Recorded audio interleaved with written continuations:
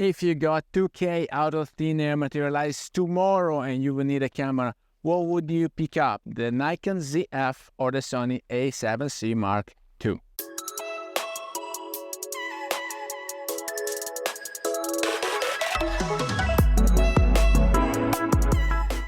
Hello everybody, welcome back to the channel. Thomas Love here from beautiful Vancouver, British Columbia, and yes, exciting summer indeed, with plenty of rumors, with plenty of leaks, and we are all waiting two main cameras to be announced in the upcoming weeks. Now, Sony today announced they have an announcement planned for August 29th, and then Nikon might follow right after, and we know already what we're talking about. We're talking about the Sony A7c Mark II or the R version, and then eventually the Nikon Zf. Now, let's forget about the R version because it's for very exigent people who want 60 megapixel. They want the sandwich to be full, very packed with megapixel, and they want to squeeze as much info as possible in their shots, and then eventually they're getting plenty of details and plenty of heavy files to manage. Now let's compare the other two, because in my humble opinion those two are playing the ball in the same segment, because they're both targeting 2K, maybe 2500s. We still don't know exactly the price, but it's in that ballpark, and they're both having similar specs. They're both full frame, 4K 60p for videos, stabilization, IBIS in body stabilization, plenty of good glasses to play with, and a pocketable size. So they have a small body, they are small, lightweight, pocketable, and they both can leverage from all these newly developed glasses, either the Z-mount glasses for Nikon or the Sony G Master glasses for the Sony. And so I'm quite sure these are also comparable in terms of end result, because megapixel count, well, it might or might not make the difference. Nikon is supposed to have 24.4 and Sony is 35 megapixels. That eventually will give you a bit more choices right after you shoot if you need cropping. But apart from that, guys, those are very comparable cameras in terms of specs, dimensions, weight, and money. And also, the things that you want to do with them might be the same ones. But now, what makes you a Nikon shooter and what makes you a Sony shooter? Let's dig into that, because Sony, they started playing ball very well after they acquired Minolta. And now, we don't know really what know-how they got from Minolta, because Minolta was not one of the key players back then, and Nikon has always been very famous.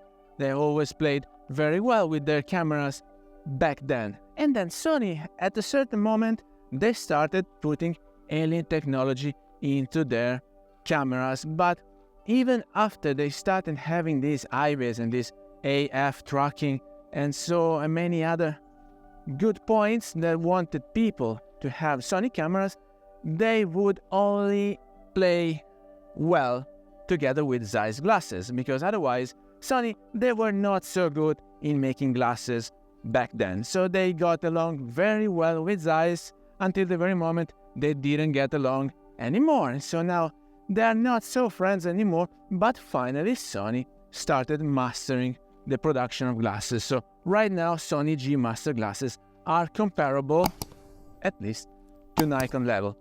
While Nikon, they have been playing very well for the last decades. They always had this know-how about cameras, about glasses, and the Nikon color science. It was my favorite, honestly. When the choice was in between Canon and Nikon, I would always go for Nikon if I had the budget. And then at a certain moment, Canon, they became more popular because they discounted the SLR, and so they had a bigger adoption rate. But let's not miss the focus here. What makes you a Nikon shooter or a Sony shooter? Honestly, I think I cannot be objective because I'm a bit of a Nikon fanboy, having used Nikon cameras and glasses for oh so long, because I was used to that menu. I was used to that touch and feel. I will use to that shape, to those dimensions, to those beautiful glasses. I know what to expect. And then in the very end, when you are invested in a system, it's not that that system is the best compared to other ones. It's that you are used to it and you know how to express yourself by using those tools. Guys, cameras and glasses are only means to an end, which is express the vision that you have of the framing you're witnessing in the world at the very given moment. And so what makes you a Nikon shooter? Well, of course, having owned Nikon cameras and glasses and appreciating them. And what makes you a Sony shooter? I might be biased here, but in my humble opinion, Sony shooters are the younger generations. Those guys that are used to shooting with Sony, shooting with IBIS, shooting with AF, and spending a lot of time in post, which we didn't, because if you started shooting with film decades ago, you wanted to get the best possible result out of the shoot and then eventually fix minor details in post if needed. And so what makes you a Sony shooter? Probably the technology adoption rate and ease of use of those technology will make you a Nikon or a Sony shooter, guys. And so assuming you got 2K materialized out of thin air tomorrow, and if you needed to pick up a camera, what would you go for? The Nikon ZF. Yes, that would be a very valid choice, especially paired with the SE version of the glasses. I'm referring to the 28mm, the 40mm f2. It gets along quite well because it would still be pocketable and lightweight, and you can go around and eventually also travel with it with this one lens only. But eventually, if you have more specific needs, you can pick up glasses from the Nikon Z-mount, offering Nikon or eventually also third-party glasses, which that would not be my first choice, but they are available anyway. While with the Sony A7c Mark II, which I would be very curious to have in my hand and to take out for a spin, because I would love to try it. Well, that's a big plus. Always.